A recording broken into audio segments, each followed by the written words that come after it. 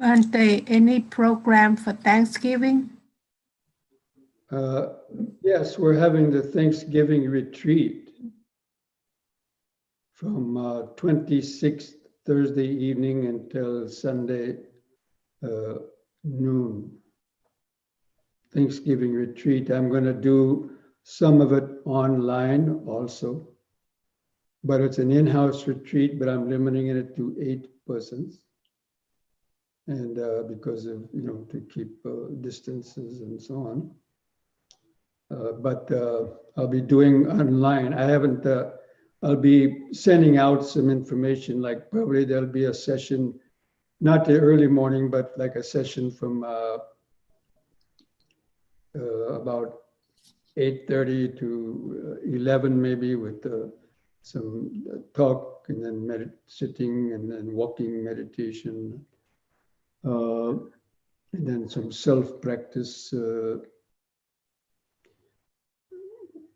and then in the afternoon again, a Dhamma talk from probably 1:30 to and followed by meditation, and so on up, and then maybe a short break, and then and then a yoga. I'll try to fit in also a yoga session, and then the evening session. So there might be like four sessions, but yeah, I'll decide that a little bit later on. But if you're thinking about that now, just you can plan it that way. That basically from about, for the online people, it will be starting around probably 8:45 or so, and then up until 9 p.m. or so. But with a few breaks in between.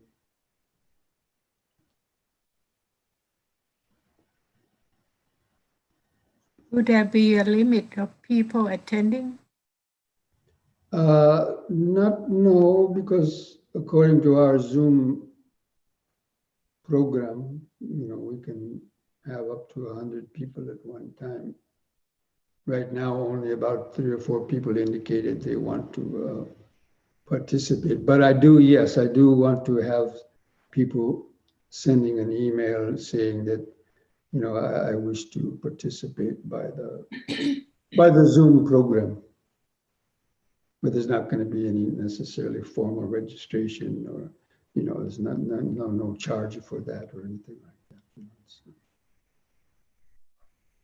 that. I'm sorry, Bhante, I missed the first part. When is it?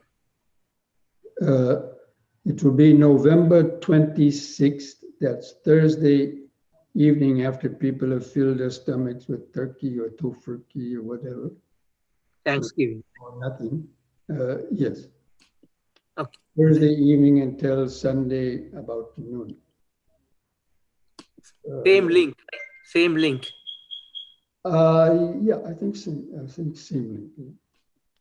Because we have this subscription to Zoom. Okay. I think we should send out an email with more details, what time we want to broadcast. Yeah, I did plan to do that. It's still a little early yet, so I don't know. But maybe within the next week or so. Yeah, because we have 2 links, so we have to decide on which link we will use for broadcasting these retreats. You have 2 links? Yeah, one is for Dhamma talk, and another link is for Sutta class. Oh, that's right. Right, so we need to. Abend. Oh, yeah. Okay, yeah. Or we can, yeah. Thanks for bringing that up. You'll have to help me with that, Prashant. Yes. So we can plan it, and we can send an email out once we can decide on talk about this offline. And we can send the link out next week. Okay. Information. Nur Freitag und Samstag. Okay. Yeah. Bhante, whenever you're ready. Okay, yeah, we'll go ahead and start now to recite Namo Tassa and the 3 refuges for those who like. Namo tassa bhagavato arahato samma sambuddhassa.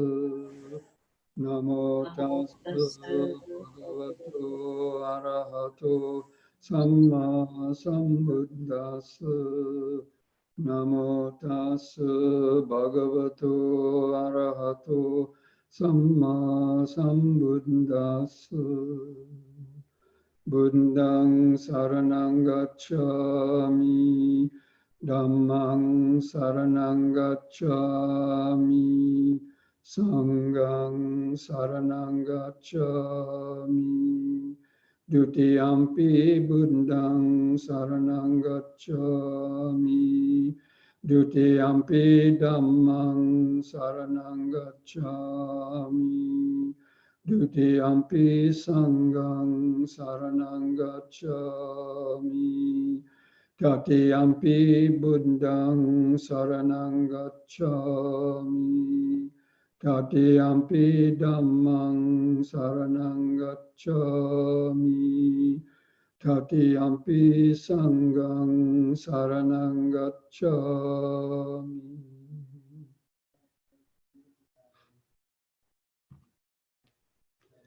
Okay, friends, welcome to this Sunday Dhamma talk and meditation program. So, as we've been doing the last couple of weeks, I'm continuing with, going over some Dhammapada verses as a kind of a Dhamma talk, and then allowing you to answer ask some questions about it afterwards. And we started the first chapter in the Dhammapada, the Yamaka Vagga, and today we are going over verses 11 and 12, starting with that. And if we have enough time, we're also going to do verses 13 and 14. So these are the twin verses. That means there's two verses with kind of, the opposite meanings. And I'm going to chant it in Pali and then give the English, because I didn't mention these in previous talks exactly which ones I was going to cover. Asare saramatino sare cha saradasino te saram narigachanti mitya sankapa gochara sarancha sarato nyatava asarancha asarato te saram narigachanti Samma Sankappa Gochara. In the unessential, they imagine the essential. In the essential, they see the unessential. They who entertain such wrong thoughts never realize the essential. And then the opposite is, what is essential, they regard as essential.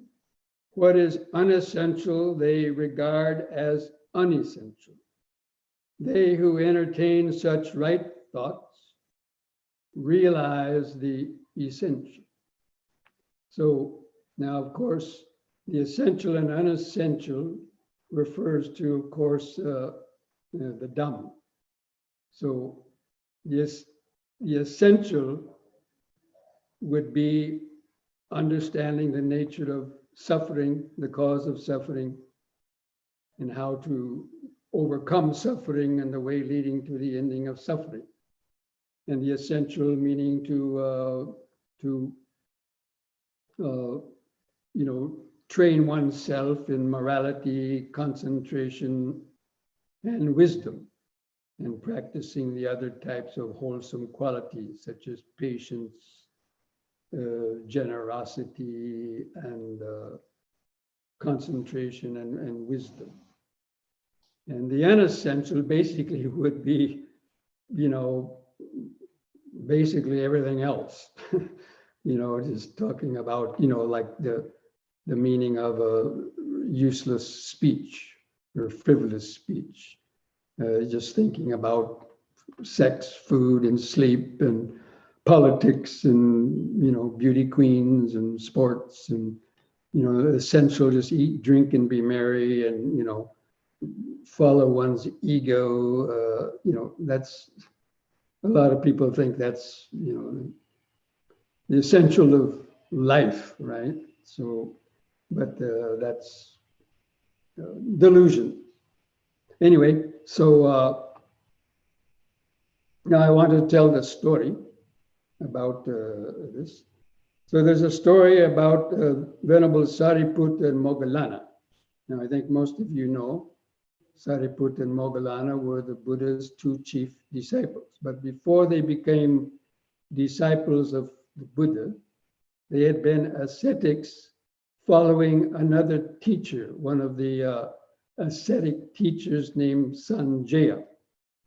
And this Sanjaya had, his own wrong views about what life is or what it isn't, and so on. But basically, it was just a kind of some intellectual idea that he propounded, and it didn't really lead. It wasn't very edifying for Sariputta and Moggallana, and they got kind of disillusioned or fed up with this teacher not really teaching what they considered some, good Dhamma or good teachings or meditation anyway, or whatever meditation he taught led them to just some low level type of maybe concentration. So anyway, they left, and Sariputta was walking along the road one day, and he saw a disciple of the Buddha named Asaji, and he saw Asaji walking, and he looked very sort of regal or elegant, at a very calmly and mindfully walking, and he had some kind of aura about him, and Sariputta stopped him and said, "Oh, who is your teacher? What does he teach?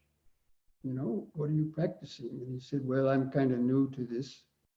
And he just told him, a sentence about impermanence. Whatever, arises because of a cause that will disappear. But Sariputta kind of heard that and actually awakened to the stream entry, just the first stage of enlightenment. So he went back and told Moggallana, "Oh, this monk disciple of the Buddha, I think this Buddha is the real deal, So they went along and heard some more teachings of the Buddha, and they both attained enlightenment. And then they went back to their teacher, and they wanted their teacher to come and hear the Buddha talk, because they knew their teacher had something on the ball, but he just needed to hear the truth, So, but the Sanjaya was proud, and he said, "Well, I used to teach like hundreds of students. How can I now go and listen to the Buddha? What will they think of me? They'll think, well, you were our teacher, and now you are a pupil of Gautama." And so Sanjaya said, "No, I can't do that. That would be like a jar becoming a drinking cup." And so he said, only a few wise people, there are only a few wise people, let them go to the Buddha. Most people are foolish, let them still come to me. So anyway, that's sort of the story. So the meaning of it is that, this Sanjaya thought that he was teaching the essential in whatever he was teaching, and he ignored the essential, like ignored wanting to go and hear the Buddha speak the truth. And so, but Sariputta and Moggallana, they saw that what Sanjaya was teaching was the unessential, and they wanted to get to the essential. And so by following the Buddha, they attained enlightenment. So that's sort of the story that underlies those verses, because when Sariputta and Moggallana told the Buddha the story about the Sanjaya, that is when he recited these verses. So we can see people even today, probably the great majority of people, their lives are, basically devoted to, what they think is essential, but according to the Dhamma, that's fairly unessential. Just the mundane type of life, wanting to get married and have a family and, have enough money to kind of do what you want. And especially, let's say, people in Western developed countries, then amuse themselves and adorn themselves with, all kind of jewelry and adornments and amusements and eat good food and all that, and to ignore the deeper mental training. Well, that's because they haven't been taught. So anyway, again, these Dhammapada verses are coming from a very deep level. So, it's just not ordinary kind of things, like essential things. Sure, it's essential to have a house, but you don't have to have a mansion with, 10, 15 rooms and servants and, 3 or 4 cars and all kind of things that a lot of people wish they would have. But anyway, so that's the story. And if any of you have any questions concerning those verses, then you could ask those questions either by chat or by unmuting your mic and so on.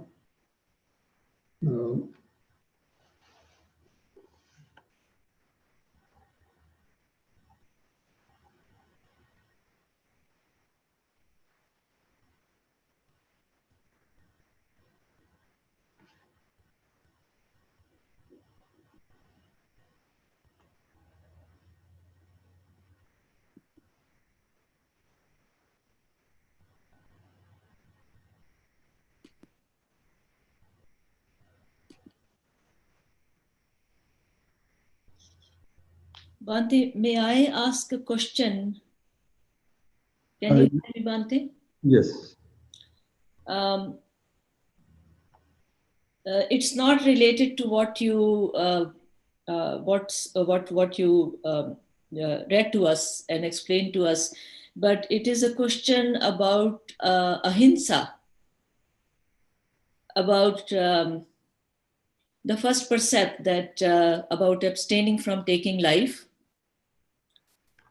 May I ask, even if it's not related to your today's? Okay. Is it okay to ask? Yeah, it looks like there's no other questions focused on the verses. So okay, go ahead. Yeah, maybe there later on, maybe there might be more questions related. So I just wanted to ask you, like, I had a mouse. I had a couple of mouse in my house, mouse in the house, and they had actually they were also here last winter, and they had destroyed this whole block of townhouses that I live in. They got into each and every townhouse and they destroyed the pantries, and there was a lot of damage done. And so all of us had to call the exterminators and get rid of them.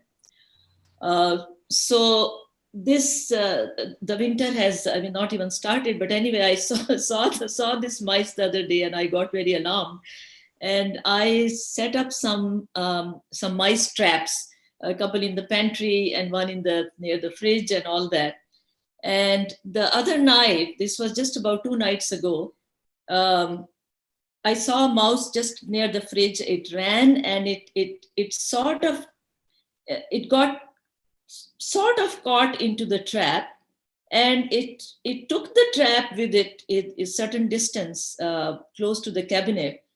And I got so traumatized by this whole thing, and I felt so guilty that I just ran outside my house, and I was standing outside in the dark, just kind of imagining that, oh my God, that mouse, that poor mouse is now just going to have a torture, it's going to be dying, it's going to have a slow death. And I was very restless, like for a good 10 minutes or so. And I said, my goodness, what have I done? I should never have done this.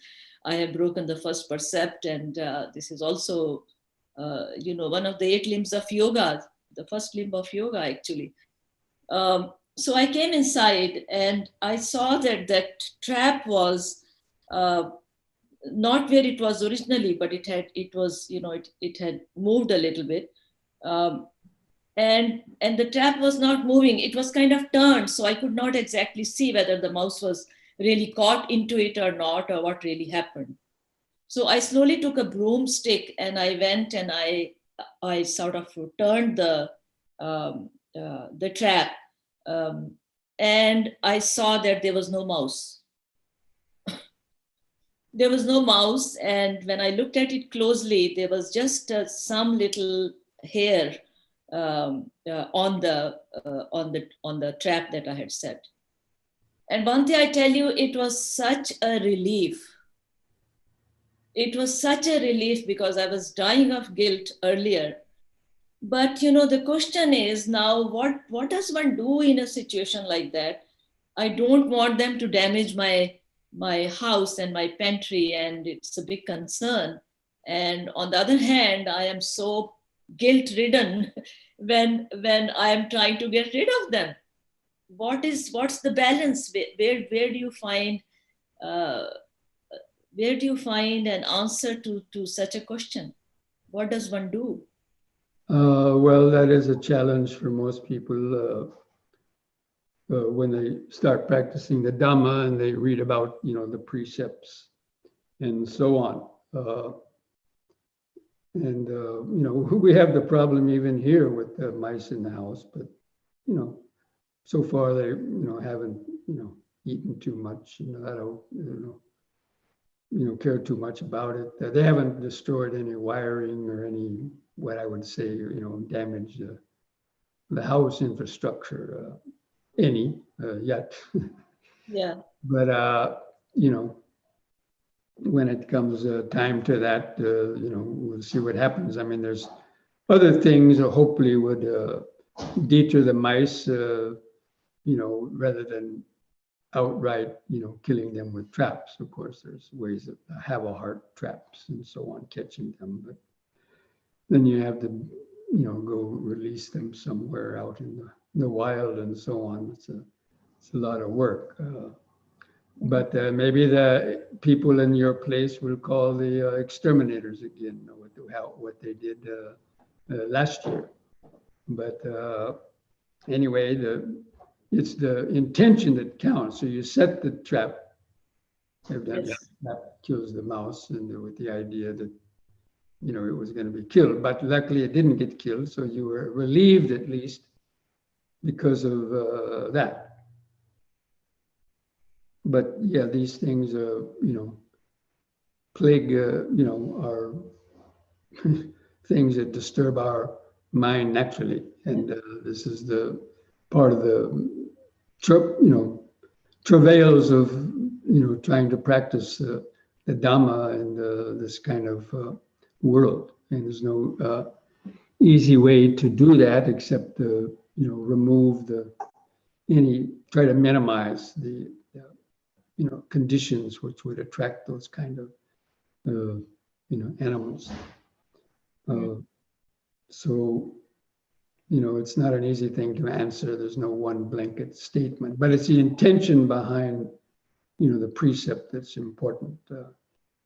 Yeah, Bhante, I had no idea that I would feel so awful. Because you're conscientious and you're trying to follow the precepts and so on. So naturally, you're going to be more sensitive to that. Where somebody else, that just think rats or mice or varmints, wanted to be killed, and they wouldn't feel much about it.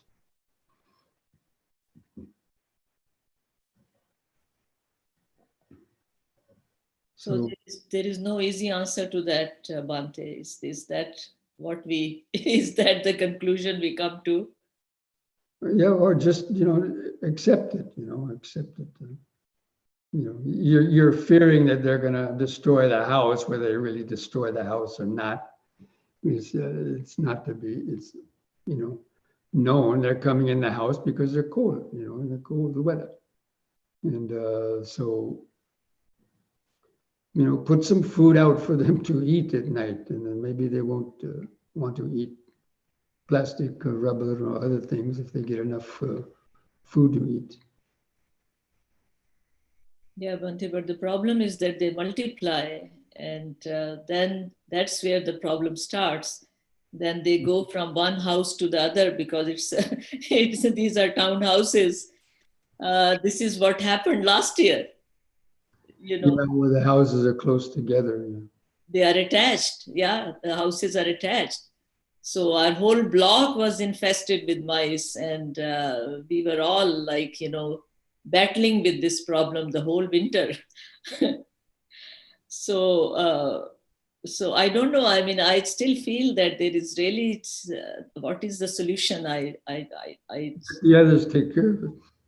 I'm lost. That's why I thought the others will convene a meeting and say, okay, pitch in your money and we'll hire these people to do that.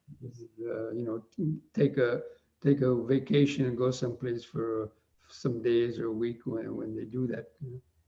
Like we did in Bhavana, Bhante, remember? Yeah, we did with the Bhavana system. Yes, very early on we did that.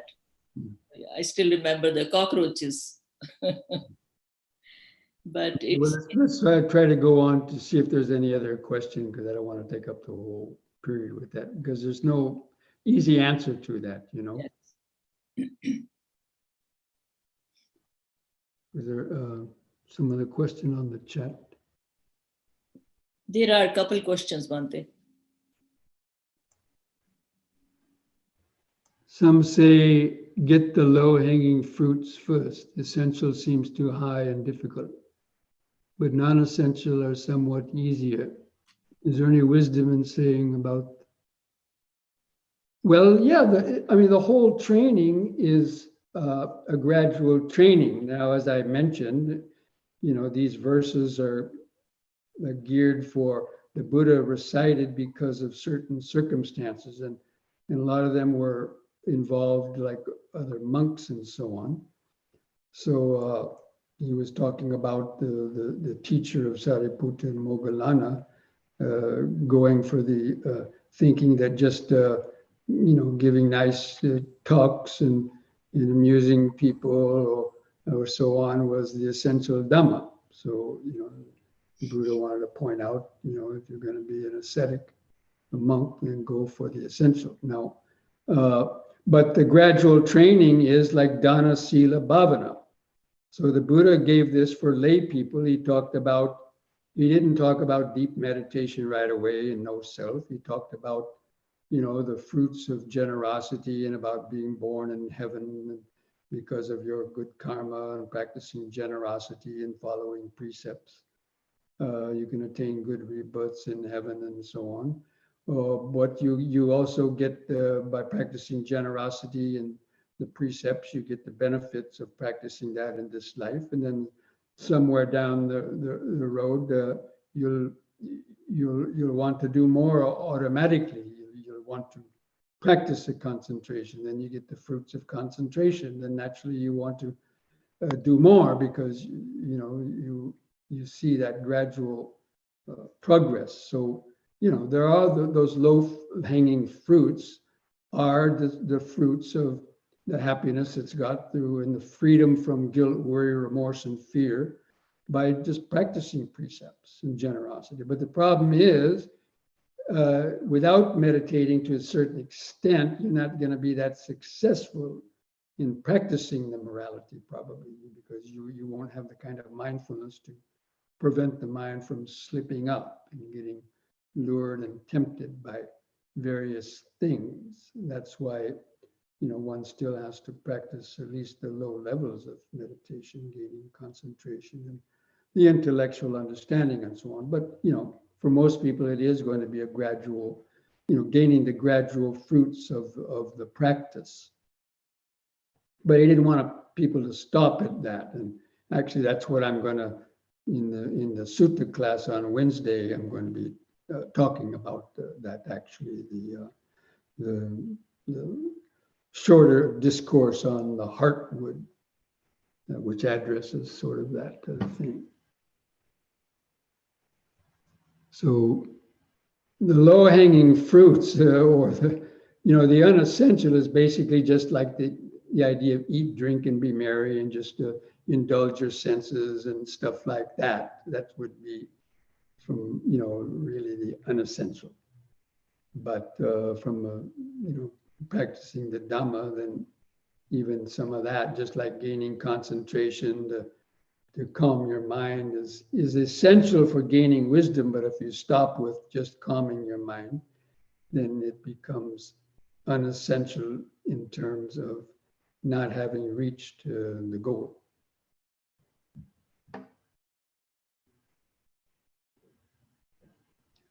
So somebody here has mentioned, I've used the have a heart trap and released them in nature. They love peanut butter, which attracts them. Hey, there you go. There's a tip. So they get a nice meal and then they get released. Of course, we did that at Bhavana too. We had to drive them about 10 miles in order to release them. But then you release them near somebody else's house. So you feel guilty that they're going to go to somebody else's house. But yeah, at least there's some effort that you're making not to wantonly want to just kill them. So, there are some other methods that may work, but sometimes that also may not work totally.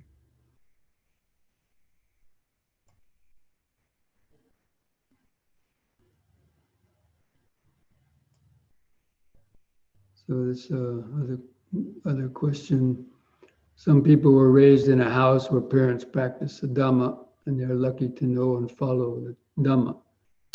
And people who did not have the chance to meet the Dhamma, so they've been following the non-essentials. That's true. I mean, yeah, that's true. Because people, especially in the Western countries, they didn't hear about the Dhamma, at least the Buddha Dhamma, until just 50 years ago. It was reserved for people only in Buddhist countries, or even then they were taught the non-essentials of Dhamma practice, like just practicing ancestor worship, or wanting to be reborn in heaven. These are the low-lying fruits. So they practice generosity, hoping they'll be reborn in certain heaven, deva realms, and so on, which would be considered unessential, but unfortunately, that's the way the world is, has evolved to that point. So that's true. Without hearing the Dhamma, people will remain just influenced by whatever religion, culture they are brought up into, and that is part of karma. Yeah. And so, karma has a lot to do with it. As we mentioned in some other suttas, people who ignored, the essential, like, why should we go listen to Dhamma? Why should we go listen to this monk preach Dhamma, or religion, they'll just want us to give up alcohol and give up this and that. And so, that's their karma. And maybe in the last life, they also, weren't interested in the truth. So they're born of low intelligence. We read some suttas and when we were studying karma before, that the results of not asking questions, not inquiring, and so on leads to low intelligence and so on. Now, people don't like to hear that, but that's also part of karma. So, you know, you have to be open to hear another path. Some people are so clinging to their own Dhamma or religion, they don't want to hear about anything else.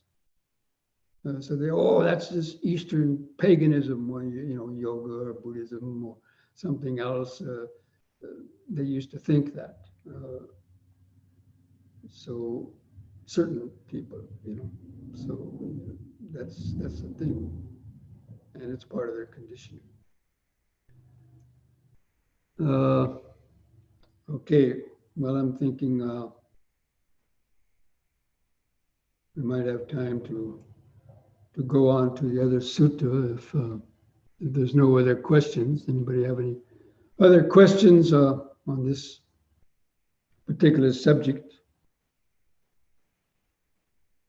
We'll go on to the next two verses that I had on reserve.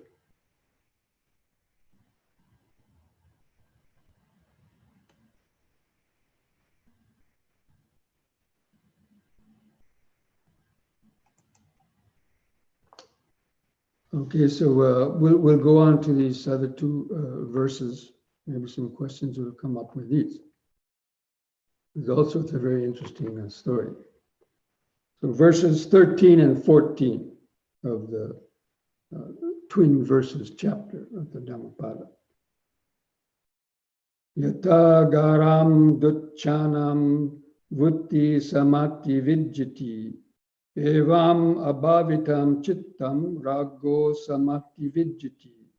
Yata garam succhanam vutti na samati vijjati evam subhavitam chittam rago na samati vijjati. So the translation of that is, even as rain penetrates an ill-thatched house, or you could say a poorly roofed house, so does lust, greed and lust penetrate an undeveloped mind. And the opposite, even as rain does not penetrate a well-roofed house, so does lust not penetrate a well-developed mind. So these are actually kind of even similar to the last two that I mentioned. And there's an interesting story about this. Now, I hope it doesn't offend, especially some of you, you know, the ladies out there, because if somebody else heard this story, they may not like it, you know, but, you know, just try to listen with a grain of salt to this story, because it's the story that caused the Buddha to recite these stanzas. As I mentioned, the Buddha recited the Dhammapada stanzas in reference to certain incidences that occurred with, you know, people around him and so on. So the Buddha had a half stepbrother. He was the brother of his cousin Ananda. Anyway, he was a half stepbrother, or a stepbrother of the Buddha. And this man named Nanda, his name was Nanda, and he had just gotten married. And I guess because of the marriage ceremony, they invited the Buddha and the monks, you know, to offer them a meal, which was probably part of the custom. So after the meal, the Buddha gave his begging bowl to Nanda. And, you know, again, Nanda had just gotten married to this beautiful girl, I guess. And, but the Buddha gave his bowl to Nanda. So Nanda, of course, because he was the Buddha, he held the bowl, and then the Buddha walked away. And then the Nanda said, oh, you know, I got to follow the Buddha, you know, I got to carry his bowl, because you couldn't just put the bowl down or give it to somebody else, knowing the tradition of the Buddhas, right? So he followed the Buddha to the monastery. And then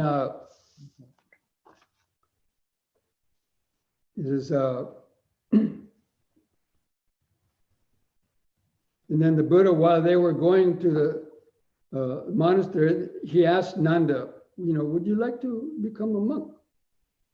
And then again, Nanda, how could he say no to the Buddha? So kind of he reluctantly agreed to get ordained as a monk. And, but again, he had just gotten ready, right?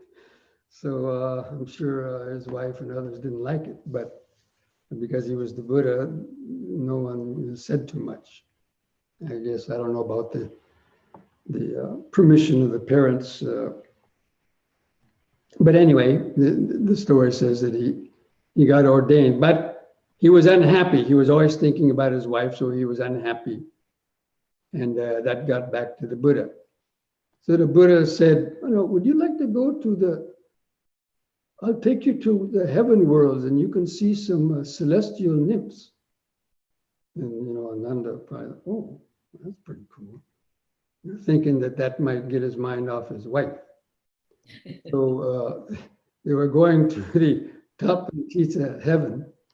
And on the way, they saw a burned monkey. Evidently, a monkey had gotten burned in a fire, and the ears and the nose of the monkey and the monkey's body was all charred. And Nanda saw that monkey and kind of, And then they got up to the heaven world, and the Buddha showed them all these celestial nymphs. And then the Buddha said, what do you think, Nanda? What do you think? Are these nymphs more beautiful than your wife? Nanda said, compared to my wife, compared to these nymphs, my wife looked similar to that charred, burnt monkey. And of course, that's pretty bad insult, I guess, but he was just comparing the beauty, right? So then Nanda thought that if he stayed as a monk, he would be able to meditate and gain psychic powers where he could go and visit these nymphs also. So that he had this idea. So he agreed to go back to the monastery and start to practice again. The other monks heard the story and started to chide Nanda, saying, oh, you're practicing meditation to gain psychic power so you can go visit or get reborn in these with these nymphs. So they were ridiculing him. So he felt very bad about that. So he intensified his meditation practice, and it is said that he attained enlightenment after, I don't know, maybe a few months, or I don't know how long it took, but anyway, he attained enlightenment. That means he attained arahantship. So then he realized, now with attaining arahantship, you lose any kind of sensual desire. Even for nymphs, you would have lost any kind of desire for them. And then he went and told the Buddha he had attained enlightenment. And then he released the Buddha from that promise. So he said, now I don't even want celestial nymphs, let alone my previous wife. So this is kind of a trick. Again, this was the Buddha's skillful means. He knew that by playing this, you could call it a trick, right? He devised this, he knew that they were going to see this burnt monkey, and then the Nanda would, have this craving to have these nymphs. But he knew that Nanda had also the possibility of attaining enlightenment. So he wasn't too worried about it. The Buddha wasn't too worried about it. And in the end, it worked out. He attained enlightenment, and then that's sort of the end of the story. So this verse was that, Nanda, before he meditated, his mind was like an ill-thatched roof. That means lust and desire penetrated his mind. And so he, had these longing for the lay life and sensual pleasures. But once he attained arahantship, that's like having a well-thatched roof, a well-developed roof, and no longer any of these negative thoughts would come into the mind.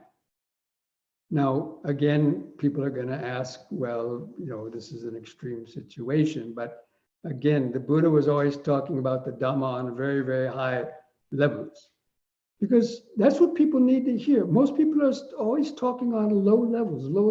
When are people going to talk about high levels? Because if you don't talk about high levels, people are never going to think about it. And they're always going to be stuck at a low level for how many lifetimes and future lifetimes of suffering.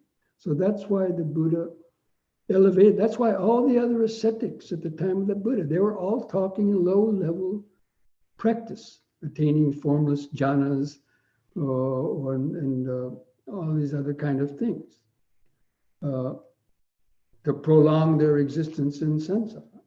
So, somebody's got to teach the higher level, right? So that was the Buddha's mission. Now, not everybody, of course, is ready maybe to realize immediately the high level, but you never know. You never know what's lying just underneath the surface of the mind. And there's been, very radical, and quick transformations of people just hearing a few words of Dhamma or practicing meditation and, turning their life around. So, it can happen, but admittedly, it probably doesn't happen to, that many people, but, there's enough that it does happen to, and maybe not even on the higher levels, but even most of you. And, you're interested in Dhamma because, you're getting some benefit, even if you've been practicing 15, 20 years. You wouldn't exert the effort if you weren't gaining at least a little bit, so at least that much keeps you going. So anyway, so based on these two verses, or that story, if anybody has any questions, based on that, you could ask it.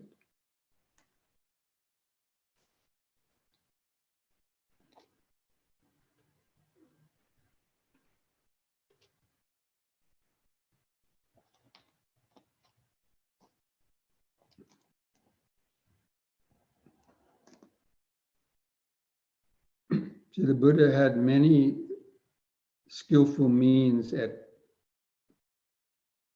getting people to wake up to the Dhamma. And even the famous story about Kisa Gotami, whose child died. And she wanted the Buddha to bring the child back to life. So the Buddha also kind of played a little gimmick on her. But sometimes that's what people have to do. They have to be tricked into doing something, or otherwise they would have never done it. So the Buddha said, well, you want your child to come back to life? Well, he didn't say he was going to do it. He just said, oh, well, why don't you try, go around to houses and ask for some mustard seed. But you have to get mustard seed from a house where nobody had ever died. And so she thought, oh, I can do that. So she started going to all these houses, and every house, she asked them, anybody had died yet? Or once they said, yeah, we have mustard seeds. She asked them, well, did anybody die here? And they said, yeah, so many people have died here. This last week, my uncle died. 2 months before that, his daughter died, whatever. So in the end, she realized everybody dies. It's nothing new. Even babies have died. So she realized that death is the only thing certain in life. So she stopped mourning about that and stopped wanting to bring the baby back to life because she knew it couldn't be done. And she went and became a nun, and she also got enlightened within a couple of months or years or whatever. So like that, there's a lot of stories where the Buddha, sort of tricked people. That's why there was another sutta I read some weeks ago about some people were accusing the Buddha of tricking people, the Buddha's a trickster, he's a magician, and but it was about his power in teaching Dhamma, and so on.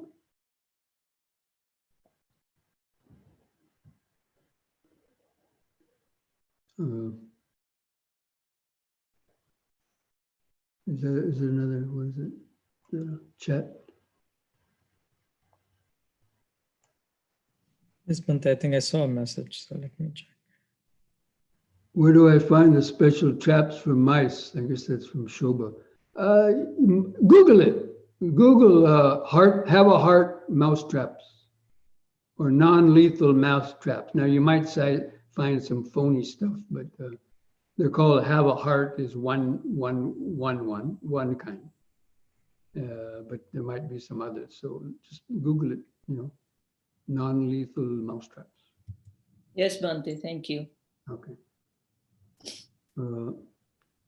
How do we develop a well-thatched roof when we are constantly bombarded with sensual images and temptations via like TV, internet?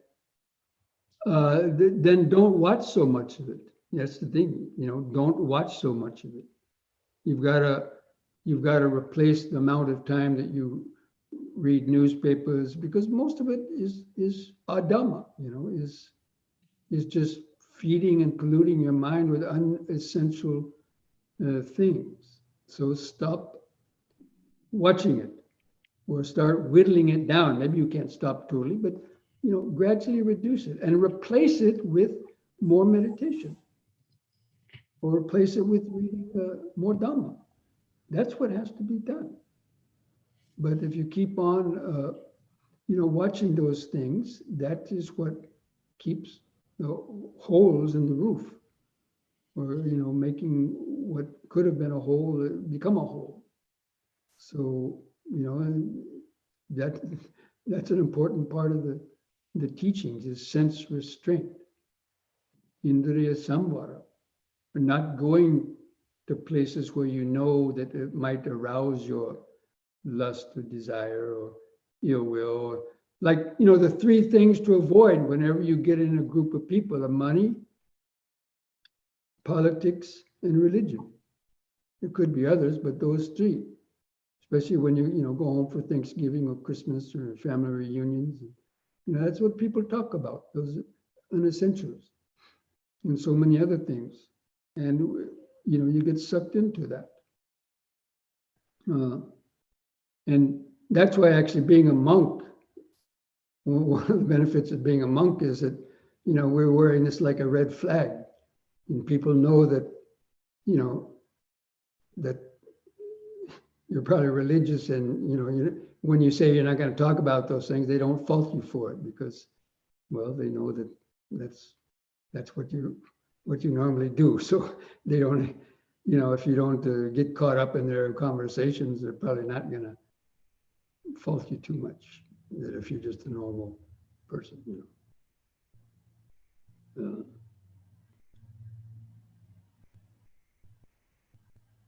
So, you can live a household life. It depends on who is in the household. And if they really like you, you tell them, well, this is what I like to do. And, you've got to gradually create the situations where the people in your family know that, you don't care to be involved in all these sort of things.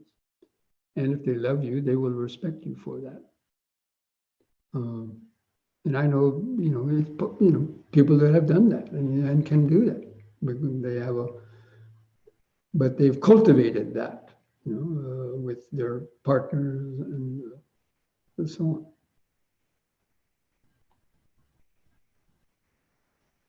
And being a householder, it appears like an uphill battle to practice the Dhamma. That's right, it is. What is the recourse for householders? Well, again, the recourse is just, gradually letting the people that you live with, gradually, not all at once, but tell them that, this is what, you're losing interest in doing all these sort of things, but you have to do it gradually and you have to do it in a skillful way. You don't alienate them so they don't hate you for it. Because then if they hate you for it and or don't like you for it, then that's also going to not let your mind become, relaxed and to calmness. So, yeah, but all this, it's all part of karma, for some reason, I never wanted to lead a household life. I become interested in Dhamma when I was young enough before I got into any attachments. And that's because of karma. I know that was past karma, but not everyone else, can do that. And once you get caught up in a household life, it becomes more difficult, but not impossible, especially when you retire and you create the conditions that where, you can take a retreat in your house or go out on retreats.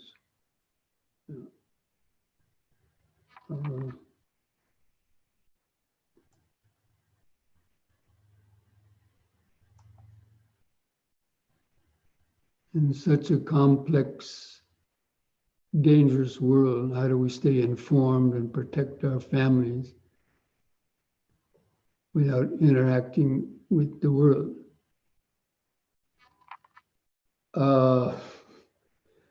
Again, everything comes, it comes down to the middle path. And, there's ways of doing that. I mean, you can stay informed, but without, and, do what you can to protect those around you. So, we can interact with the world, but not become, overly attached to it. Or we interact with it in a skillful way, right? We have to interact in a skillful way. And that's by practicing the Dhamma, by practicing the precepts and, loving kindness and so on. We can interact with the world without being, we're in the world, but not of the world. And look, the Buddha did that. He talked, he gave hundreds and thousands of Dhamma talks all the time. He was speaking to all kind of people and, walking many miles and so on. And so did all his monks. But, so, they kind of interacted with the world, but in a very, skillful way, a limited way. But again, not everyone can do that. But the mind will create its own conditions, and you can do it if you want. You just have to, you have to have patience and to follow the middle path, the Eightfold Path and the middle path. And basically everybody has to create their own life and to create their own path. The Buddha gives the guidelines and says these are the things that are skillful or not. And each person then has to use that depending on what karma they've already accumulated and how they're living their present life to balance the new karma they're creating, the old karma that they have brought with them, and not to repeat the negative old karma, but to use the Dhamma to transform that into creating more skillful karma. So that little by little, the Dhamma, good conditions for Dhamma practice will come to you, whether it's in this life or next.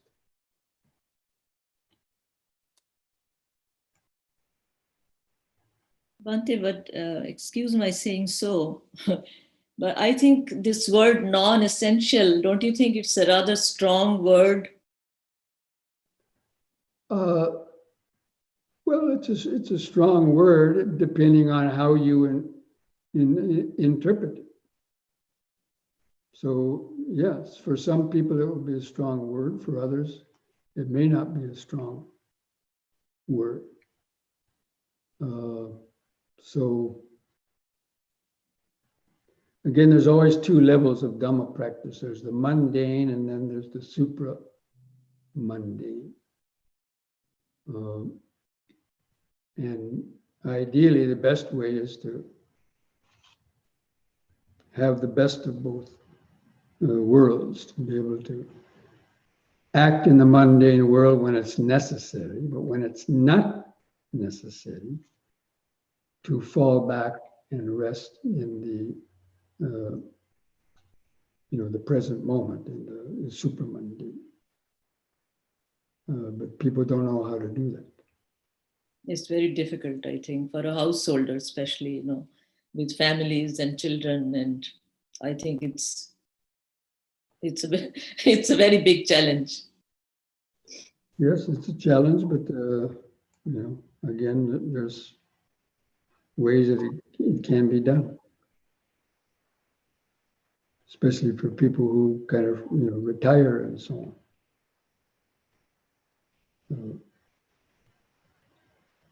But anyway, these discussions could go on and on for a long time, and Yes. not everybody is going to be satisfied, or there's no one perfect answer that's going to fit everybody, because karma is different. So anyway, friends, I think maybe we'll finish with that, so we can continue with into our meditation practice, which is the essential. That is the essential, It's yes. the meditation practice, it's essential, not just memorizing all these suttas. Right. That is not unnecessary, that's not unessential. But again, there's different levels and meanings of essential and non-essential. But the most essential is the practice of meditation, because that's training our mind, and it's our mind that is what is creating all of the karma every moment, and what gets most effective. Okay, so let's take a few minutes break, and then come back for the few stretches in our meditation practice.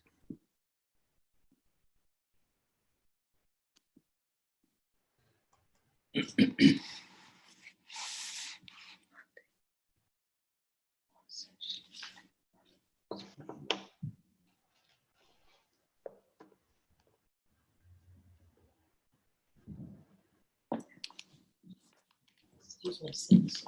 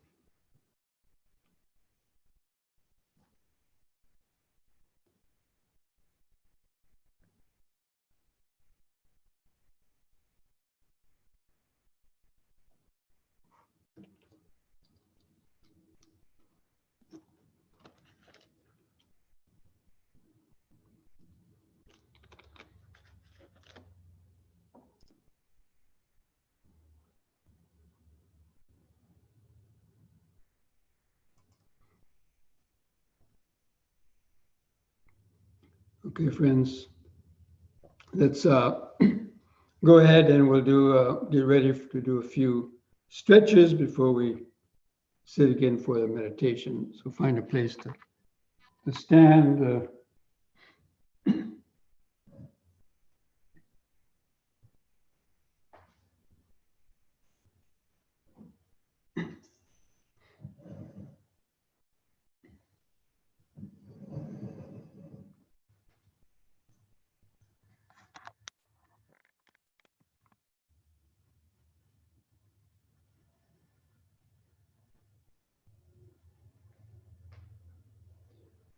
Just stand straight, relax your shoulders and arms. Just feel the arms and hands hanging at your side.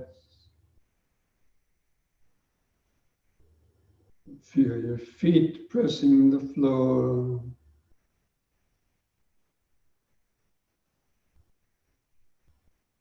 Feel your head balanced on top of the neck. Just gently close the eyes and take a few deep, slow breaths. Take some 3-part breaths. Drawing the air from the lower lung up through the middle. Feel that expansion up in the chest. Hold the air in the lungs 2 or 3 seconds. Then feel a relaxing contraction of the out breath. And try to coordinate this breathing with the movements.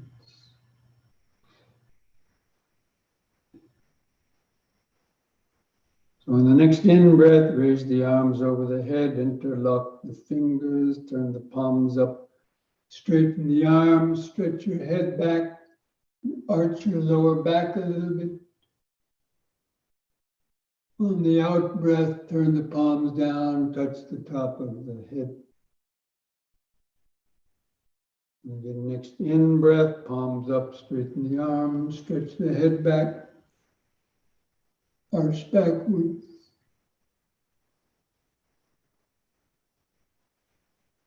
Out breath, touch the top of the head. And third time, hold that upward stretch longer. Arch the lower spine.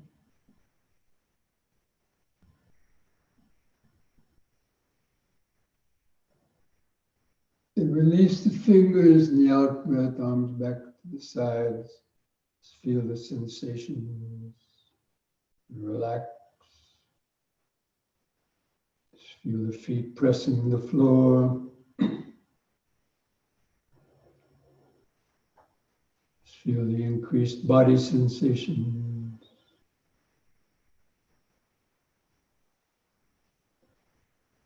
Or just remember standing.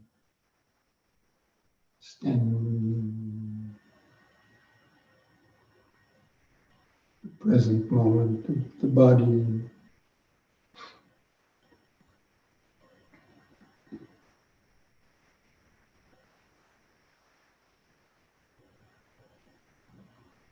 Then with the next in breath, push up on the toes while raising the arms over the head like this.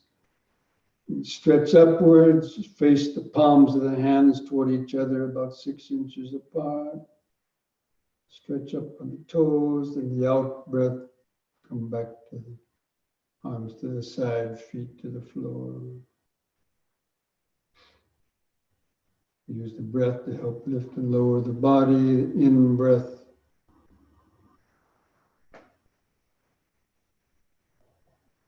Stretch. Out breath.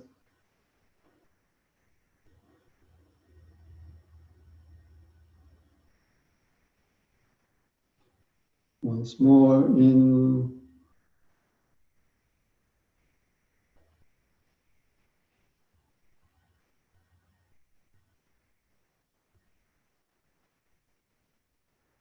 Out.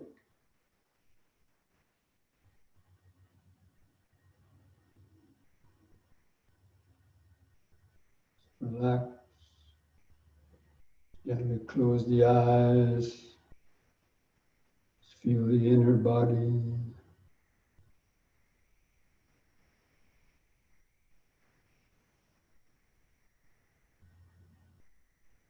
Feel the sensations of the clothing touching the skin.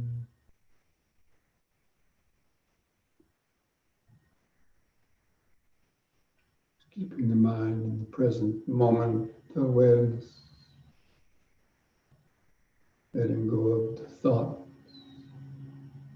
Just let the thoughts come and go in the back of the mind.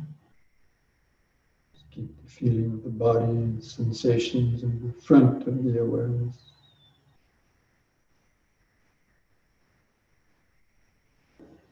Okay, now spread the feet apart about 3 feet and hold the arms out at the side, and we're going to be twisting from side to side. Breathe in and look at your right hand on the out breath, twist around to the right, keeping your eyes focused on the hand going back. Don't lose the balance. On the in-breath, come back to the front. And let your feet turn with the body. And then the next out-breath to the left.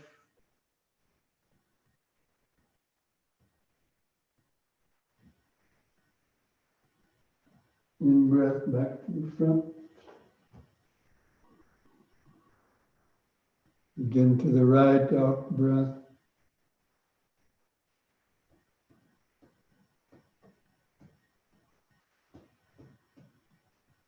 In-breath front. Left out breath.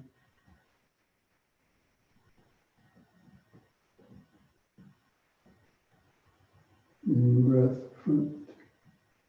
Once more to each side, out breath to the right.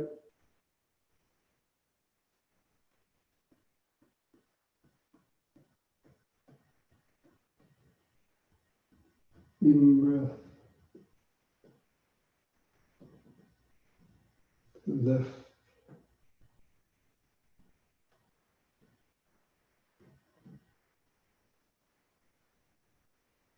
In breath front. Relax.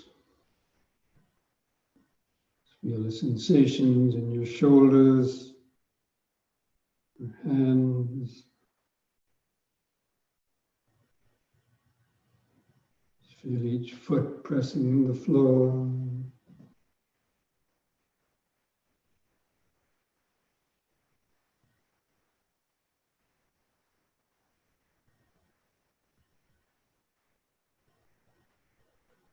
Now place the hands together at the chest. On the in-breath, raise the hands over the head and keeping the legs and feet spread apart at least 3 feet. On the out-breath, hands to the chest and bend the knees and lower down, feeling the stretch in the knees and the hips. On the in-breath, lift up, all the way up, hands over the head. And out breath, bend the knees, lower down, try to keep the back upright.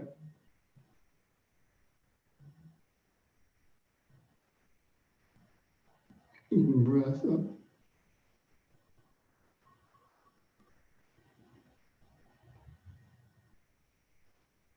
Out breath.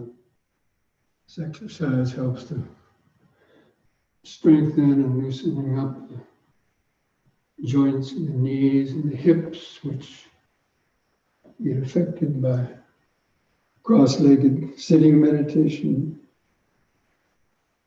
And the out-breath, arms back to the sides. Relax. Feel the whole body. Feel any aches or pains.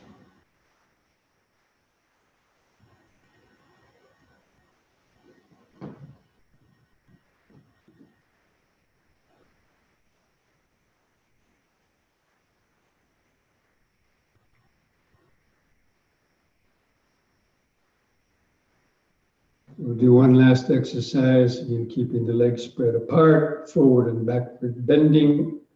Just keep the hands touching the front of your legs. Breathe in. On the out breath, bend forward. Let the hands slide down to your knees the first time. Keep your head up. And try to flatten your back and spine, making it like a tabletop. So you can balance a full cup of tea without spilling it. And on the in-breath, lift back up. And move the hand under the buttocks for support. Let the head go back. On the out-breath, gently bend backwards, not too far the first time. Keep the eyes open. On the in-breath, gently lift up. Be aware of any shaking. And on the next out breath, again, bend forward. This time, let the hands come below the knees about halfway if you can. Keeping the head up, flattening the spine, get the hump out of the spine. In breath, lift up. Again, the back bend, out breath, try to bend back a little more. Be careful.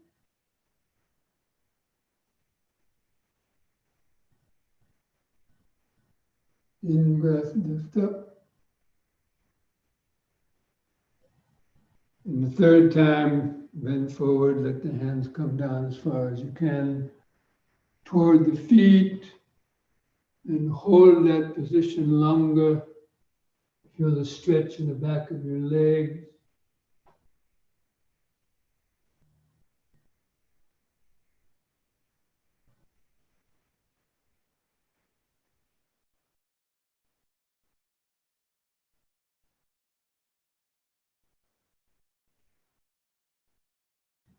On an in-breath, lift up. And once again, the back bend, out breath.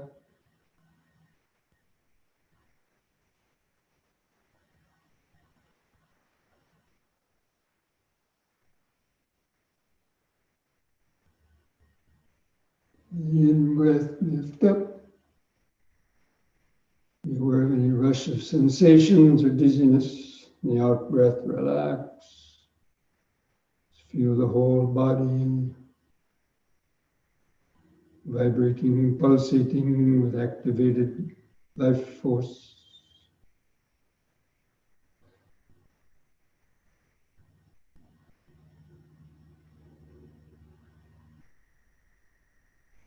That's what's essential in meditation, the first stage of meditation, learning how to become centered, grounded in the body, feeling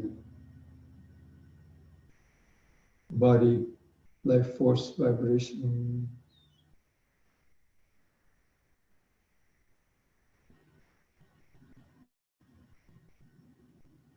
And bring the legs together.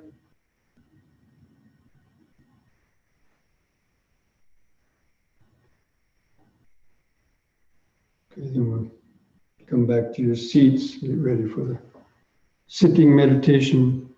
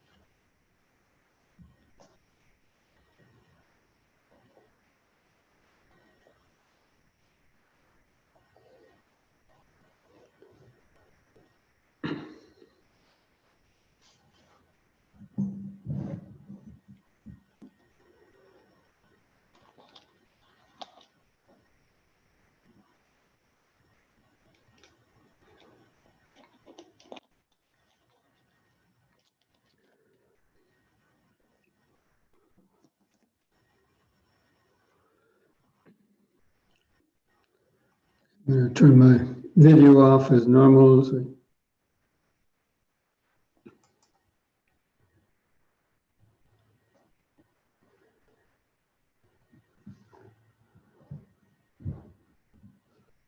we'll do the essential training, learning how to concentrate our minds in the body, which is the first stage of meditation. Try to sit straight, keeping your back and the head in a straight line. And relax your other muscles.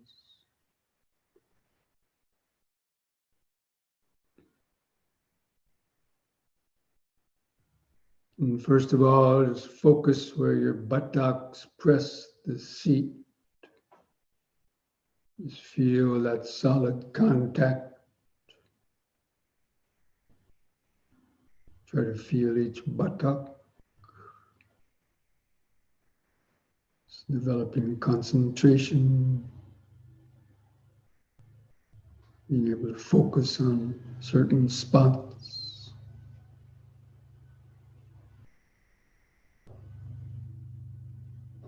And let the awareness move down the legs, over the knees, and down into the feet. Feel your feet and toes. If you're wearing socks, be aware of the socks rubbing the skin on the feet or toes.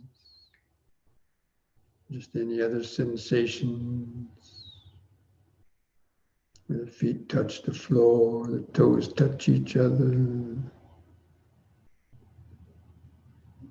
It's like looking down through a microscope, just focusing the attention there on the feet.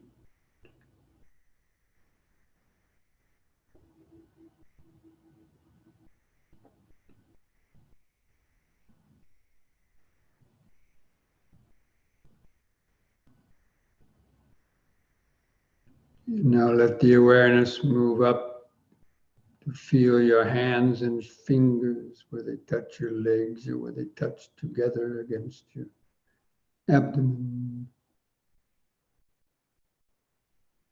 or in the lap.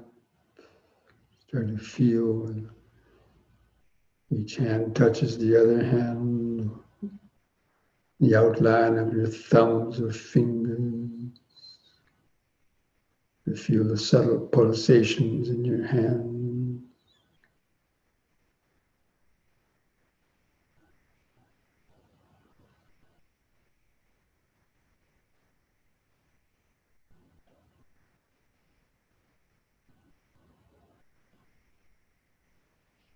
We're just exploring this sitting body.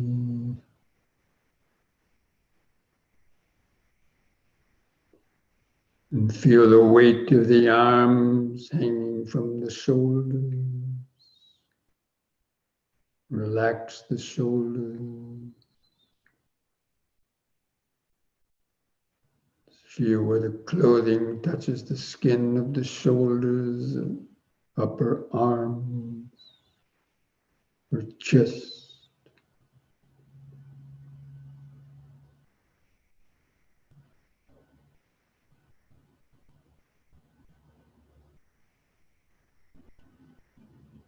Just understanding this sitting body.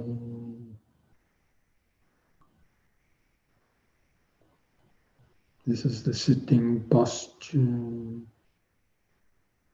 Then feel the head balanced on top of the neck.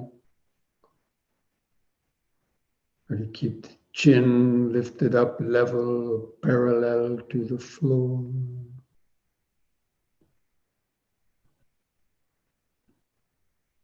Try to find the center of gravity of the head and spine over the hips.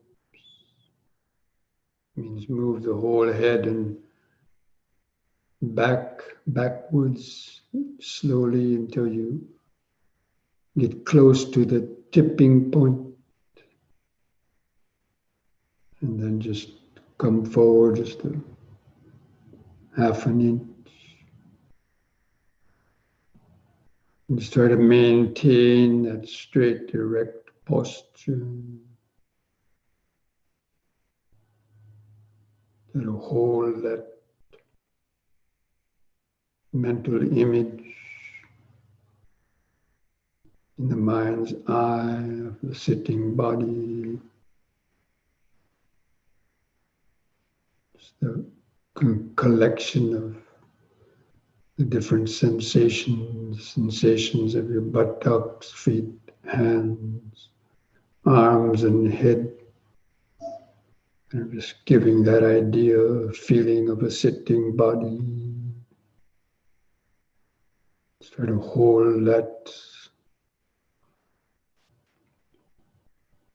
feeling of the sitting posture in the mind's eye, and just remember sitting,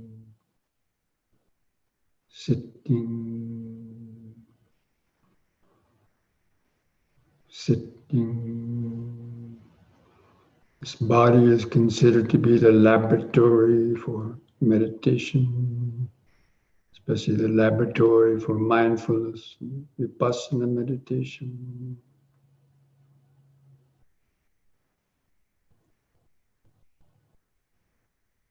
Just feel some sensations on your face. Feel the skin stretched over the front of the skull, your forehead, nose, chin.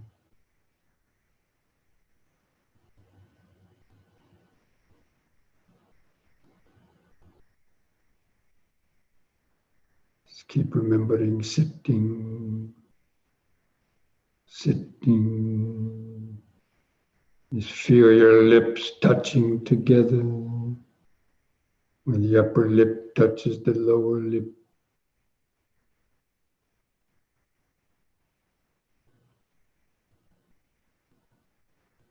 Feel the dryness or the moistness of the lip. Sensations. The raw sensation. And feel the tongue laying in the mouth. Feel that moist sensation of the tongue laying in the saliva of the mouth.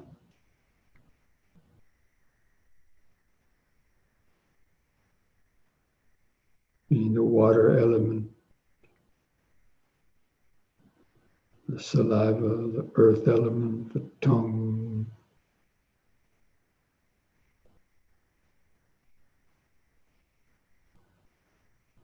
And feel the teeth and the gums in the mouth.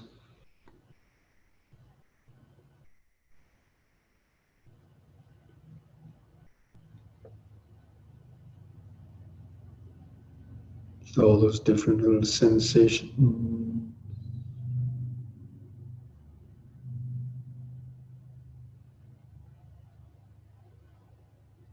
And now just feel the eyes resting in the socket.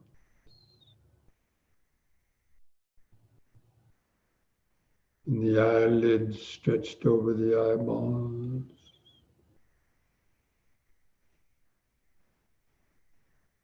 You might see some color or light or patterns or some images.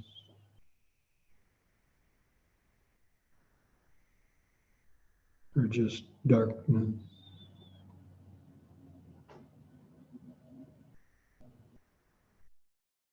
You might feel the subtle eye movements, or even the blood pulsing in the capillaries of the eyes.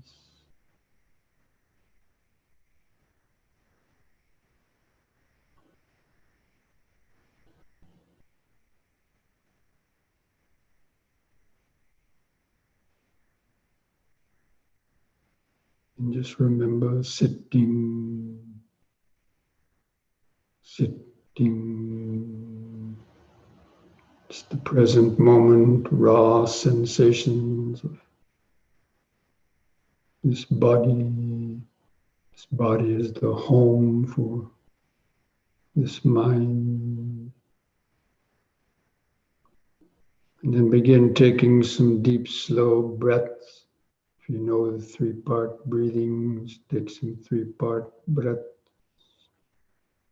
Expanding the abdomen, the rib cage, and upper chest. And hold the air in the lungs 2 or 3 seconds to allow oxygen to get into the bloodstream, to be carried out to all the cells. And feel the relaxing contractions of the out breath. Just take several deep, slow breaths like that to yourself, thinking like this, cultivating this basic mindfulness. Breathing in, letting go of the past and future.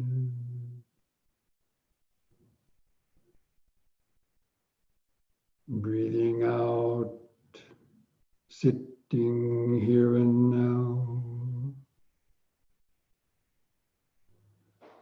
Breathing in, letting go of the past and future.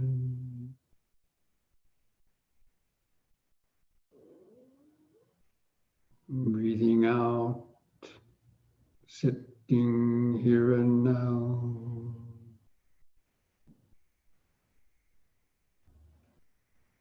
Breathing in, feeling the whole body.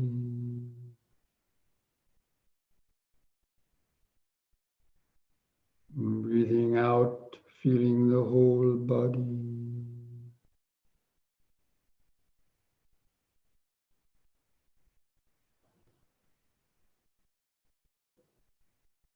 Now we want to count our breaths from 1 to 10 to try to develop a more detailed concentration.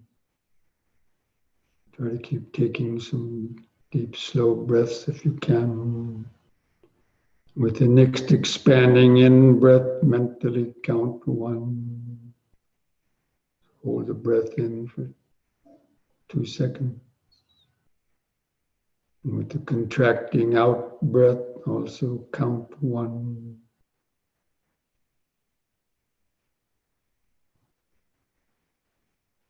The next expanding in breath, 2.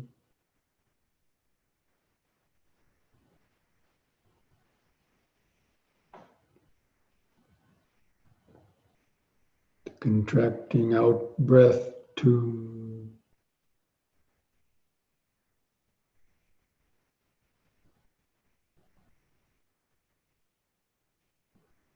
The expanding in breath, 3.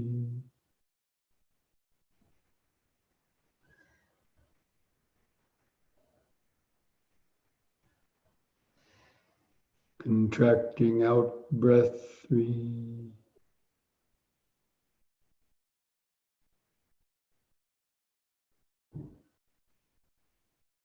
In breath, 4.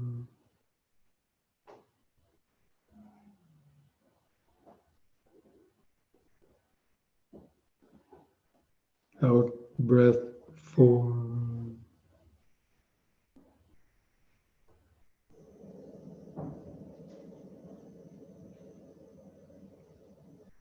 In breath, 5.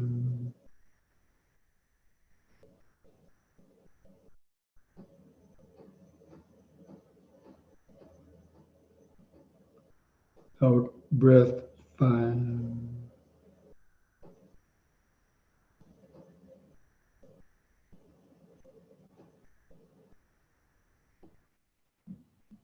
In breath, 6.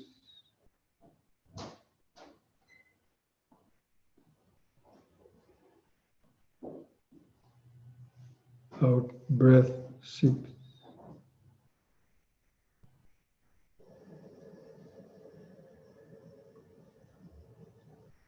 In breath, 7.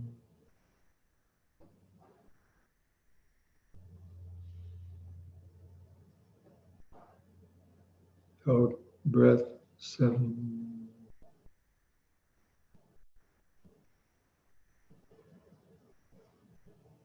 In breath 8.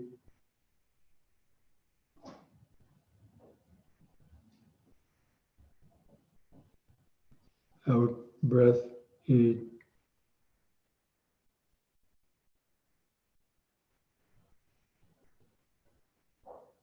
In breath 9.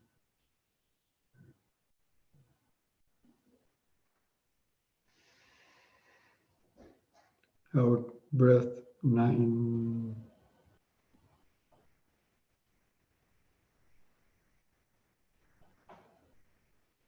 In breath 10.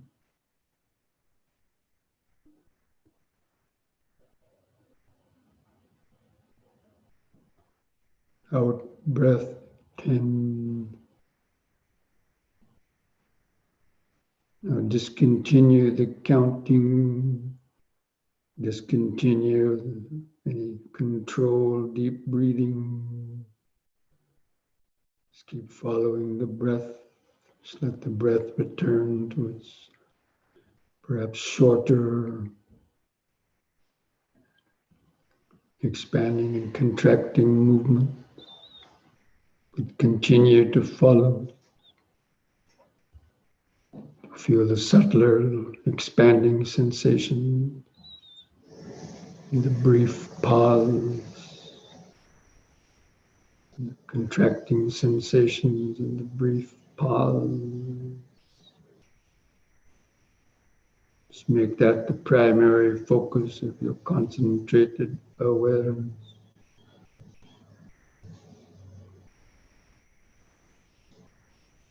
And just knowing when the breath is coming in and knowing when the breath is going out. You know it by feeling it and perceiving it, feeling and perception.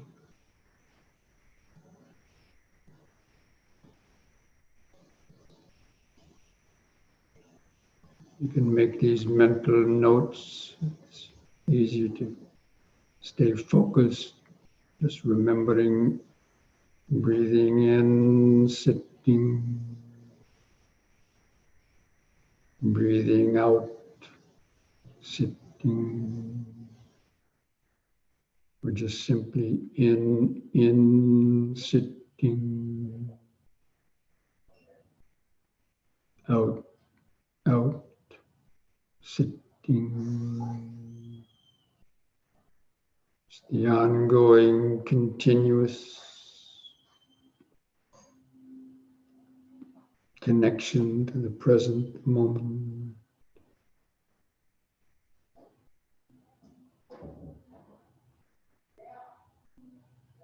This breathing body is the mind's connection to the intrinsic present moment awareness. It's just beneath our active mind.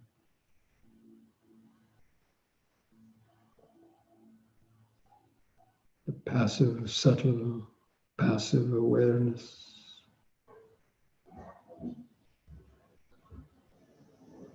Of the present moment.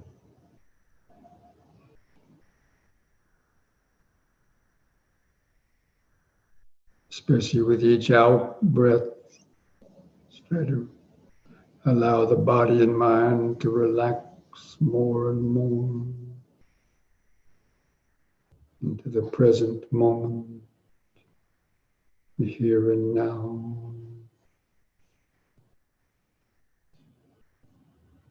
In sitting, out,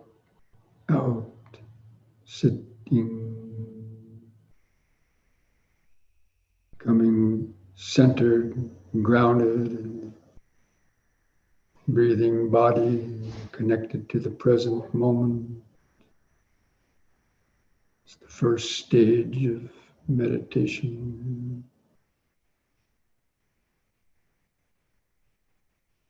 developing concentrated awareness.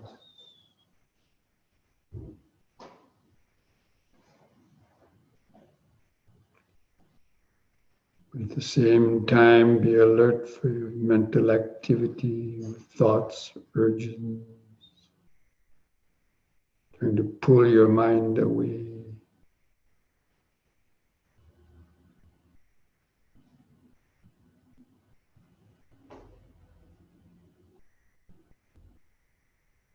Breathing in, sitting, breathing out, sitting.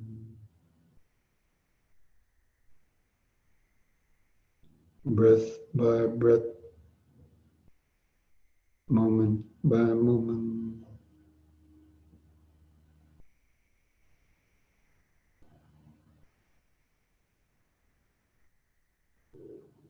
That's the concentration factor. Being able to feel and remember the present moment of breathing, sitting and breathing.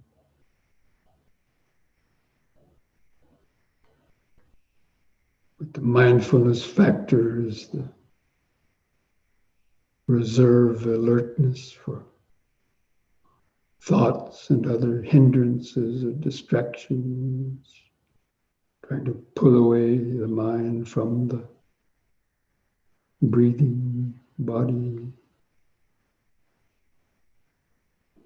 pull us out into the past or future thinking.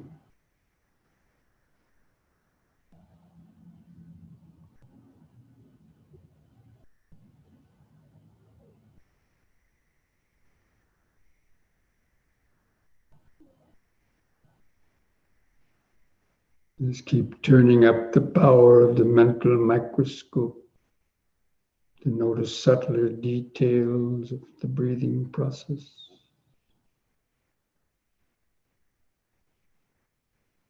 The whole in breath from beginning to end, the brief pause. The whole out breath from beginning to end, and the brief pause. So many little subtle sensations you can notice. Sensations of clothing rubbing against the skin of your abdomen, or stomach, rib cage, or chest. As it's expanding and contracting.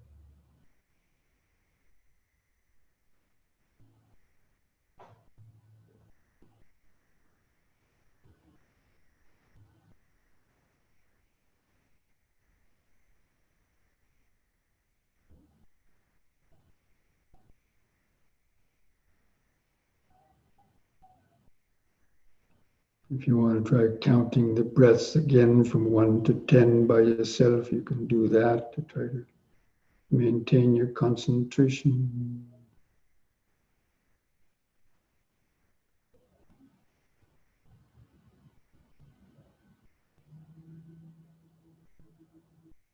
Or you can take some deeper, slower breaths in order to feel the breathing easier. Stay connected, grounded in the body.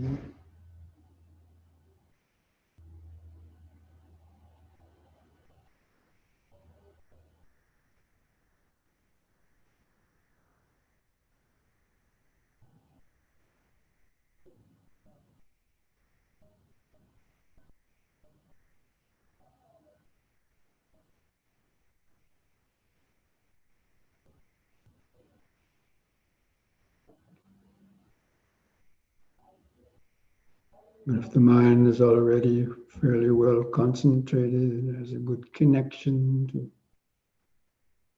the breathing, so be alert for other sensations coming and going on the body, in and around the breathing. You can notice other sensations of pulsation, pulse of blood, a little prickling sensation, itching sensation, aches or pain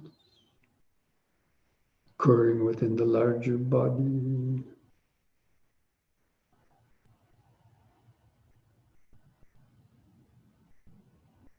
Just contemplating the breathing body within the larger physical body.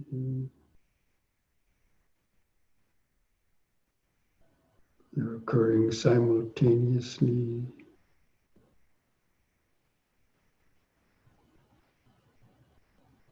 Concentrated mind can easily notice all of them.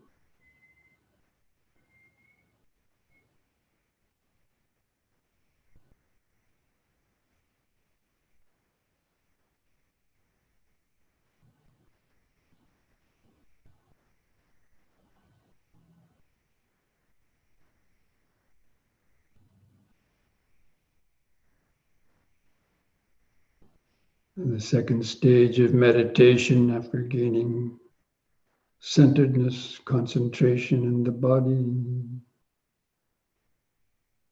is noticing the flow of impermanence, how all the body sensations are constantly changing, just arising and vanishing very quickly.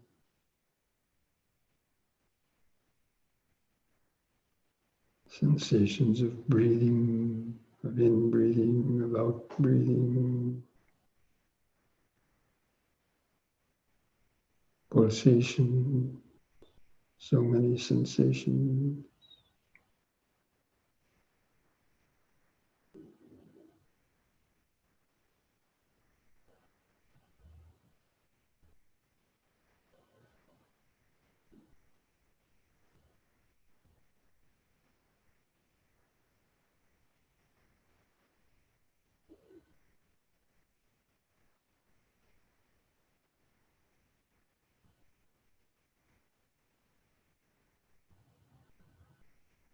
And be alert for any of the 5 hindrances arising, to apply the appropriate antidotes to overcome them, to let go of them. Keep coming back to stay grounded, centered in the body.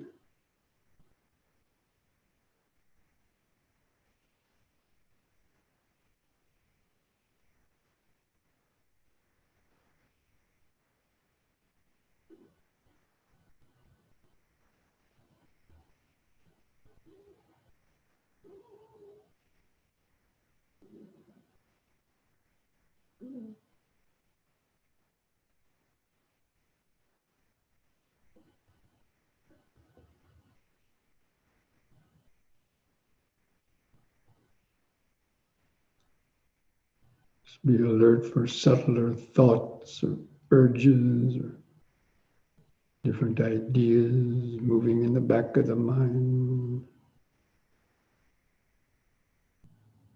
trying to lure us out of our concentration.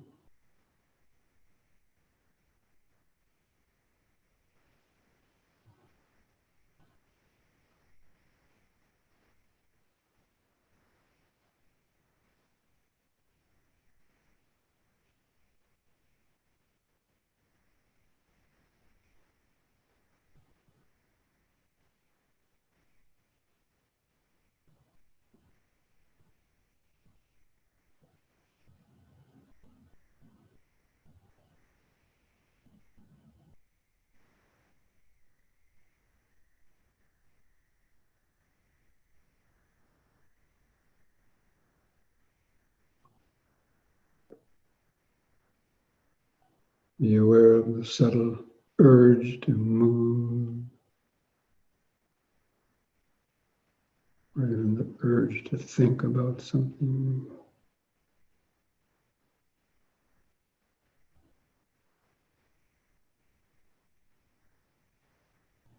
Just know it is urging, thinking.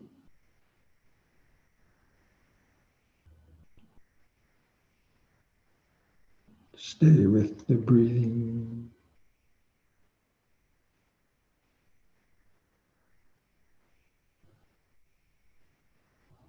This breathing body is the life preserver, the lifeline to the present moment.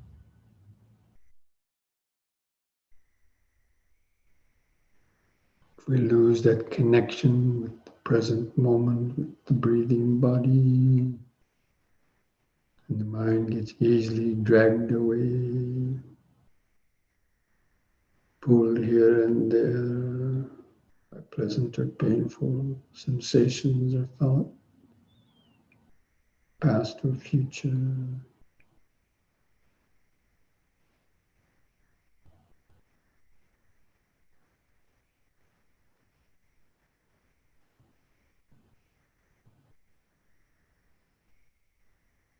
Mindfulness is the ability to notice these potential distractions, let go of them, keep coming back to stay concentrated on the breathing, sitting and breathing.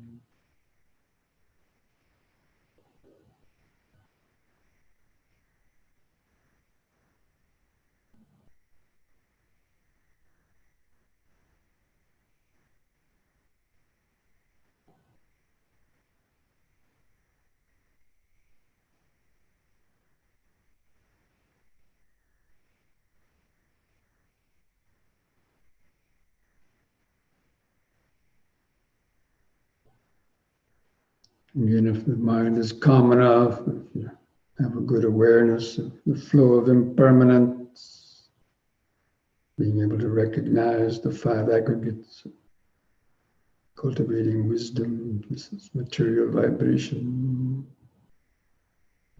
this is pleasant or painful sensation, feeling, this is perception, mental activity, recognizing the ego consciousness, the idea of I, me, or mine in the back of the mind.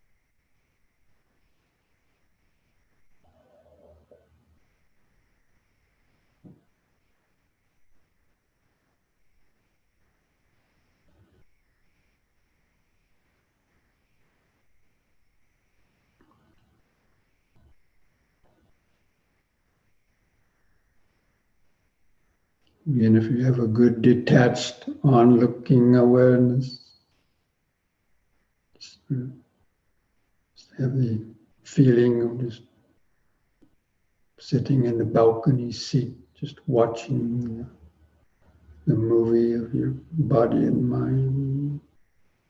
This body sitting and breathing, the mind with its various thoughts and urges,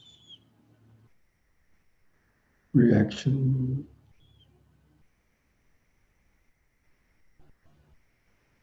Thoughts of past or future. It's just the mental movies.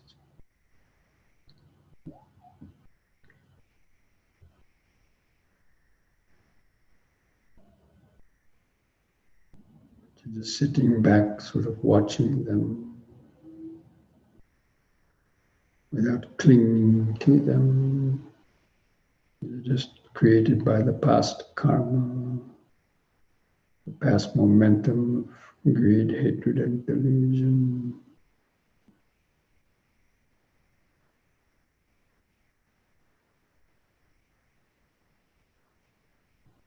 What is real, what is essential is that connection to the present moment awareness, which is just underneath all of that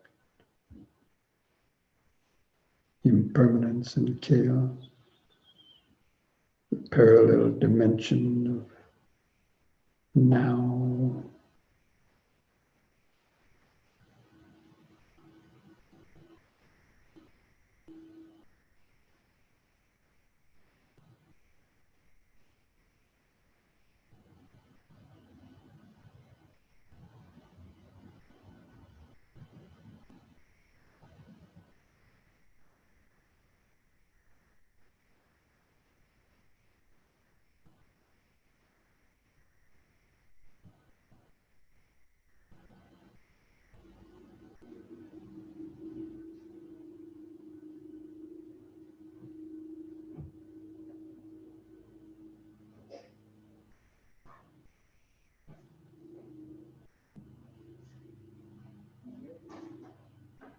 If you have a good awareness of that, just try to get the feeling of being in the body and mind, being an empty house with nobody at home to answer the call, knocking on the doors and windows, on the six senses.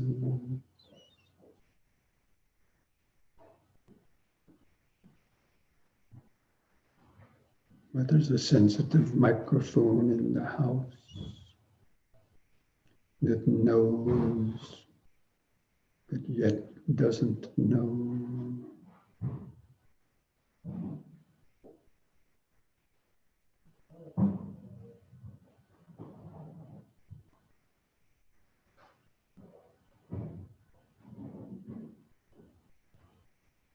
That's a quality of the present moment awareness, pure knowing, but yet knowing nothing in particular. In terms of object identification.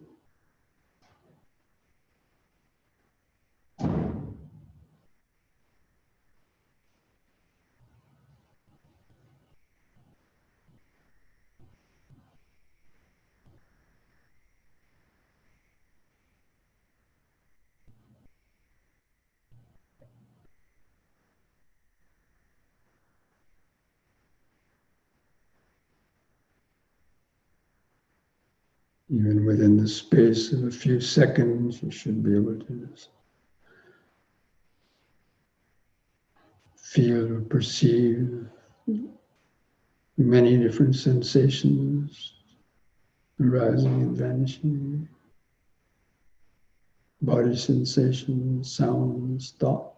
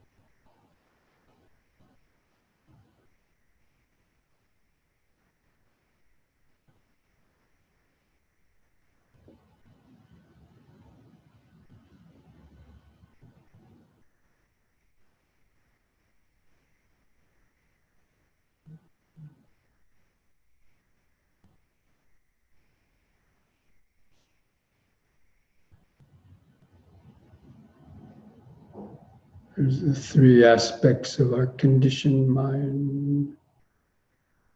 There's the knower, which is I. There's the known, which is recognizing sense object. And in between, there's the knowing.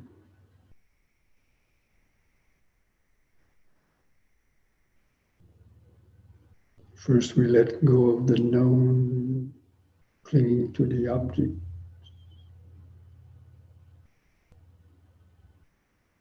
And we're able to see more of the knowing, but the knower is still there in the background, the I.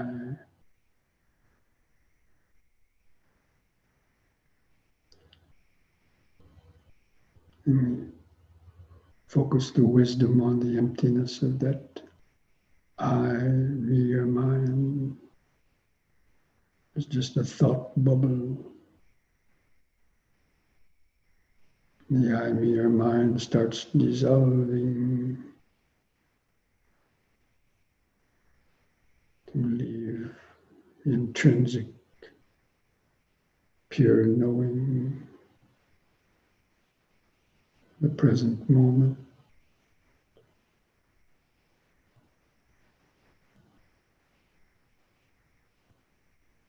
Vibration of now.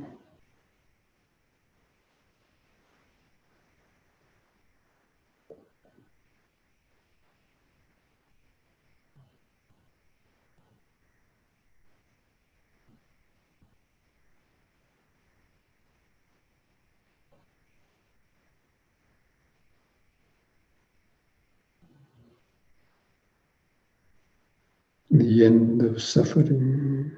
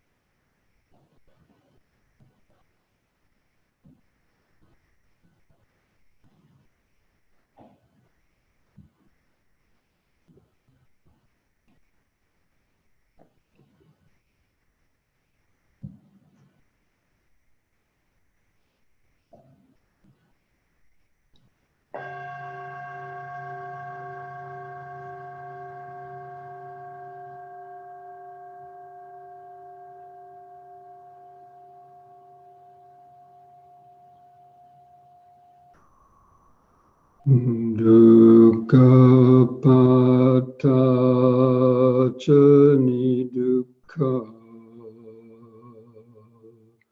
bhaya pata chani bhaya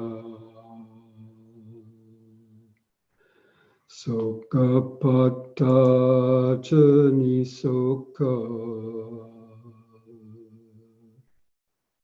Hontu sabbi pipanino.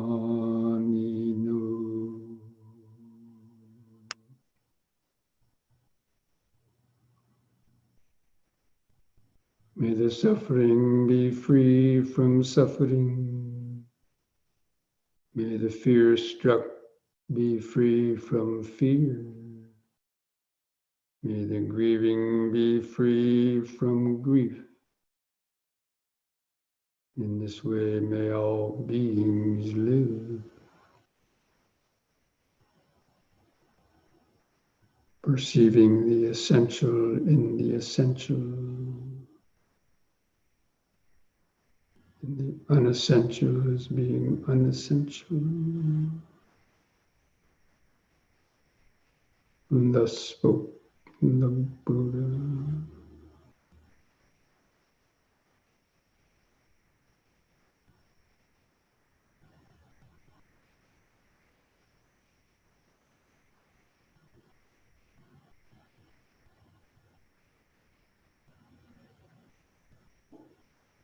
Now to finish this meditation, I invite you to join in chanting the word sadhu 3 times slowly.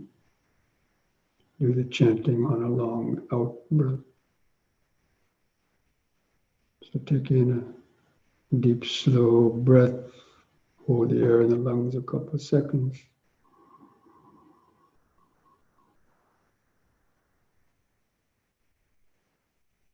Sadhu.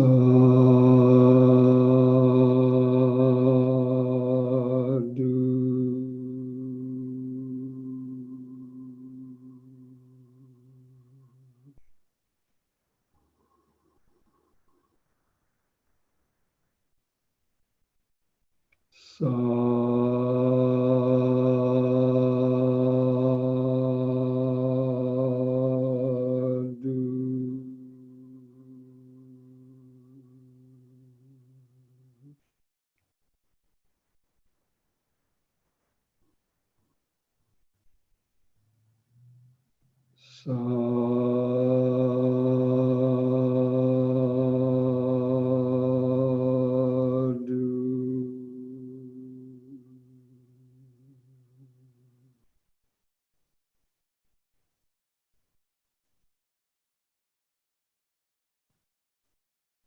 place the hands at the edge of your knees.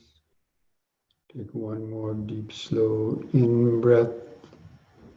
While breathing in, stretch the head back and pull against your knees, arch your spine, holding it a few moments.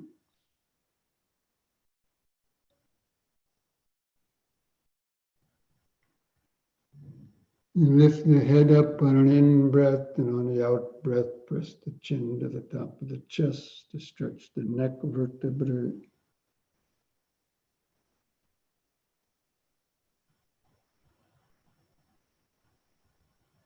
On the in-breath, lifting the chin up level. On the out-breath, relaxing. Put a smile on your face.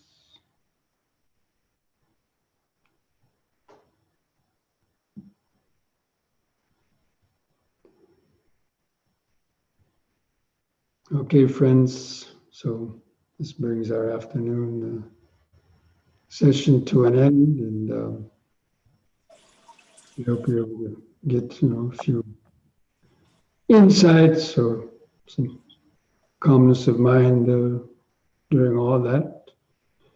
And during this week, try to remember that verse, Dhammapada verse, about seeing the essential as the essential and the unessential as the unessential.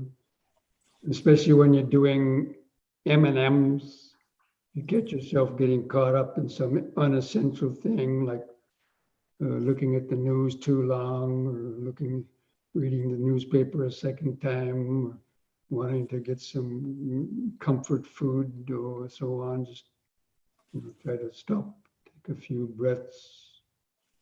Remember that essential is always that present moment awareness that is just beneath your nose.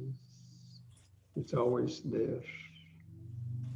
We're looking over that to the future or past. Okay, so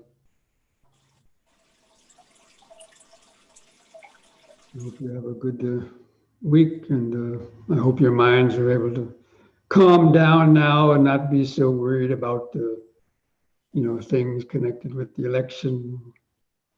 Hopefully Donald Trump won't cause a temper tantrum and some other things. But anyway, I shouldn't talk about that. Again, Shukriya, Bhante. Shukriya. Thank you, Bhante. You're welcome. Thank you. Alles gut. See you again in the essential. We did the essential, Bhante. We just did the essential. Yes, that's right. The essential. Yes. Learning how to take time off, letting go of the past and future, rekindling your inner awareness, wisdom, energy. Mm-hmm. Yeah, and just do metta for those mice, and Yes. don't worry. They don't eat that much. What else? Food for them, peanut butter or something. I think I'm going to try that. That sounds like a good idea. Peanut butter, then they won't feel like eating your electric wires or something else. Yeah, Bhante, they even destroyed my internet, by the way. They ate up all the cables outside. Wow, must be rats, not mice.